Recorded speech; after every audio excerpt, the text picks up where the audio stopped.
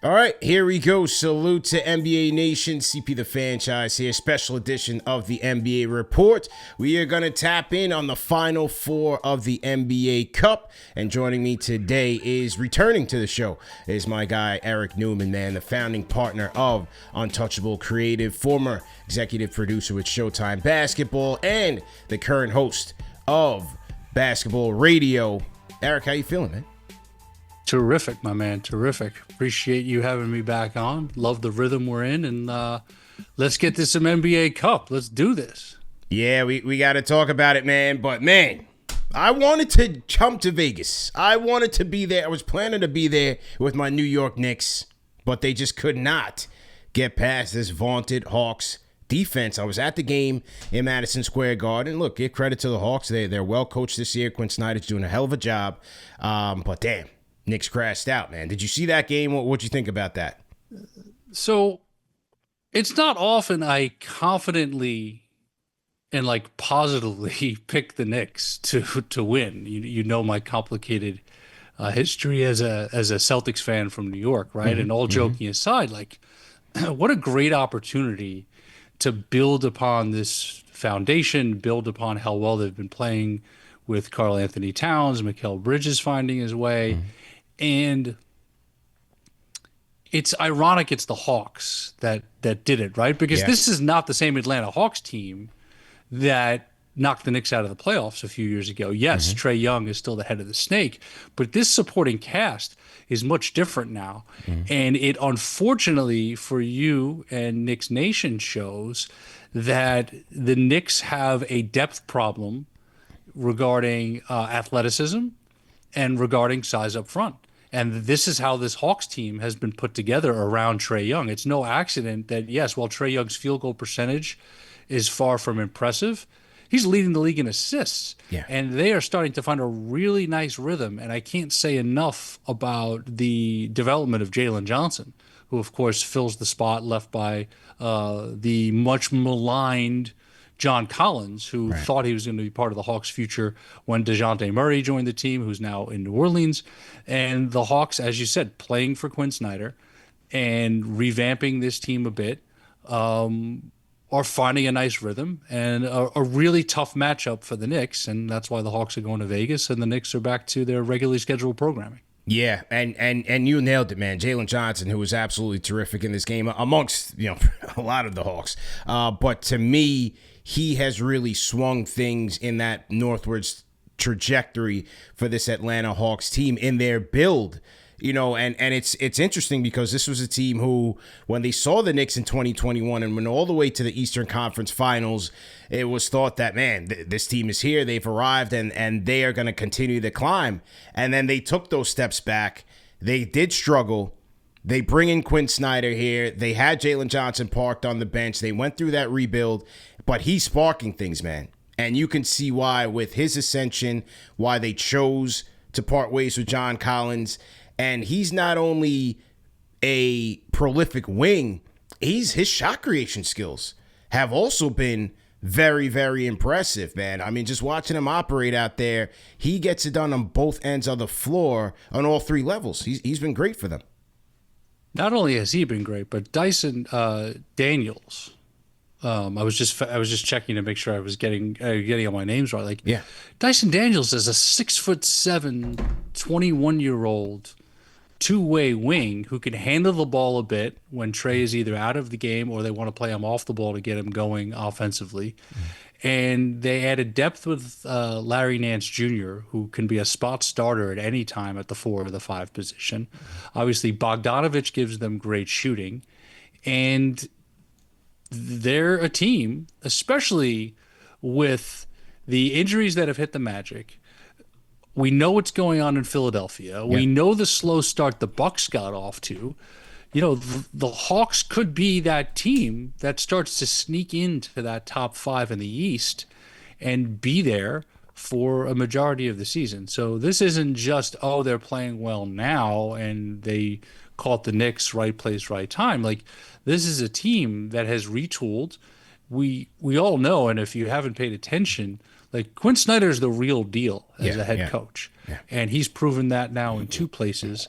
And and I don't want to harp on the negative with the Knicks, but they need health. Yeah. Obviously, you need Mitchell Robinson back. Precious Achiuwa obviously played in that game, but it's not time to hit the panic button as far as adding depth in the front court. But you'd have to believe they are scouting the league right now for what to do in 8 weeks when it's deadline time, and they've got to add some depth, because as good as they are, top 7, top 8, they're going to have a problem against the better teams who have size, length, and athleticism. That's just the facts of the situation, as well as they've been playing. Yeah, I mean, those are the type of teams that that have given them hell this year, and we're going to talk about the Rockets a little bit later on this show. But when it comes to having athleticism, having depth at the wing spot, those guys has crushed the Knicks, because number one, they put one of those wings on Jalen Brunson, and that was the aforementioned Dyson Daniels, who for the second game against the Knicks has absolutely shut down Jalen Brunson, not allowing him to get to his spots, blocking threes. I mean, Dyson Daniels, 6'7". I mean, I don't mean to cut you off. Yeah. You combine foot speed with wingspan. That's what you need against Brunson, right? Yeah. Like good defensive guards who are 6'3" and under, who try to get physical with him, they're just going to get bounced off him. Yeah. The way Brunson uses his shoulders, he uses his hips, that's a problem. But when you're 6'7", you can be another half a step off of him, because you can challenge shots with either hand and compete. And you take Daniels, you take DeAndre Hunter, who's back on the floor, Jalen Johnson, and those are your 2, 3, and 4 with Trae Young and Clint Capella, with Okongwu behind him, or Nance behind him, or Bogdanovich. That's a damn good team in terms of talent and versatility. And now that they're building the chemistry and the confidence on the floor, again, we gotta see the Hawks for what they are, and it's a team with a lot of potential who on any given night can beat any team in the league. Yeah, and this Hawks bench, you mentioned Bogdanovich and Hunter. They combined to score over 40 points. That Hawks bench, with DeAndre Hunter accounting for 24 of those points. He's having a great year. I've always been a fan of him, even coming out of UVA, and despite the ups and downs that he's had in his career, whether it's with injury or with consistency, just one of those 3, 4, 5 tweeter wings that can give you hell. And for the Knicks, a guy that they just could not stop. And so despite Trae not shooting at his Trae type of levels over his career, this Hawks team is showing you a lot of depth, athleticism, and then most importantly, it's their defense, man. It is their defense. It is hard to beat them. Capella is still doing a good job protecting the rim. You have Okongwu, who's coming off the bench to give teams problems as well. So I think for this Milwaukee Bucks team, this is a Hawks juggernaut that's coming in, who, by the way, they've beaten the Cavs twice already.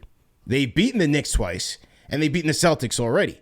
So a hot Bucks team cannot look past this Hawks unit when it gets to Vegas. No, and it's an intriguing matchup because both have front court size and depth. Bobby Portis had a monster game the other night. Giannis is putting up video game-like numbers. Brook Lopez is still a consistent veteran presence out there. Is he the same player from a few years ago when they won the championship, or even when they were in that great series with the Celtics in 22? No, but he's still 7'2", with a big-time defensive presence, and obviously can post up and play out at the three-point line. So for Milwaukee, they've been getting it together because the chemistry has finally started to make some sense. Chris Middleton is not the same player he was, but he's back in the lineup, and he can be a threat. And Milwaukee has some of the issues the Knicks have in terms of athleticism depth. Obviously, the Knicks have OG, who can guard multiple positions on the wing. They have Bridges and Hart, who can guard multiple positions on the wing. But after that, it really thins out in terms of guys you can trust right now in the season. That could change down the line. That's been a similar case for the Bucks. Yeah. But adding somebody like Gary Trent Jr., who, while only, I believe, is 6'3", can get hot and score 12 points in 3 minutes for you and take the pressure off of Dame and take the pressure off of Giannis when they need it. And again, Milwaukee playing much better. I think this is going to be a terrific game in Vegas. I picked the Knicks and the Bucks to be seeing each other. Yeah. So to pick a winner right now, I mean, this game to me is a coin toss. But I think Giannis is starting to put that chip back on his shoulder. And I'm saying that as an understatement. I think he's gotten tired of the quote-unquote slander, tired of people questioning him, tired of people burying the Bucks, and he's playing like a determined superstar that he is. So expect a great game. If you're putting me on the spot, I'm going to say the team with the best player is going to win a tight one, and I'm going to take Milwaukee, but Atlanta right now looks really, really good. So my prediction is terrific game in the East semifinal in Vegas. Yeah, no question about it. And I think obviously Atlanta's going to be bringing their defense to this matchup, but with the Bucks, I still have to go with the team with the two superstars because what they've shown over the last year and a quarter now is that even though the outer perimeter needs work and the intangibles sometimes might not be there, you can question the coaching. When you have Giannis, you have Dame, most nights you're going to have the best duo on the floor. And at times, they could be damn near unstoppable. And, look, even though they had trouble with a tough and stingy Orlando team, I still think, just like Orlando, I think the Hawks could come to a point where they struggle to score in this game, despite their defense being tough. And that's where the Bucks can put a lot of pressure on you, especially if Giannis is killing downhill, especially if Dame is going. I think that can really put a lot of pressure on this Hawks team and cause a lot of problems going into Vegas, man. Yeah, I mean, if Pat Connaughton or AJ Green are making threes or Gary Trent are making threes and Giannis and Dame are doing their thing, that really opens up the floor for the Bucks. So a lot of it has to do with supporting cast. And, again, it's the question for them is going to be how Chris Middleton, let's be real, right? Like NBA champion, all-star player, perfect to me third guy when healthy on a contending team. Now, obviously, him and Drew Holiday were kind of flip-flopping with that role. Who was second, who was third? It didn't matter because they were steady and they always showed up in big moments. The question I'm throwing out there is how much of Chris Middleton can they get back? Can they get 80 or 85% of Chris Middleton back? Because if so, that's going to make life a lot easier for Dame and Giannis, and it's going to put less pressure on those role players who, frankly, right now are still kind of hit or miss. Now, I will say this, and this is my forever bias, right? Like Doc Rivers won a championship as the Celtics coach. We've seen all the slander out there on him over the years. I've interviewed the man. I've talked hoops with the man. I hear the stories about him from KG, from Paul, from Sam Cassell, from Rondo. I think Doc Rivers gets unfairly criticized at times. Is Doc Rivers one of the three best coaches in the NBA right now? No, I don't think so.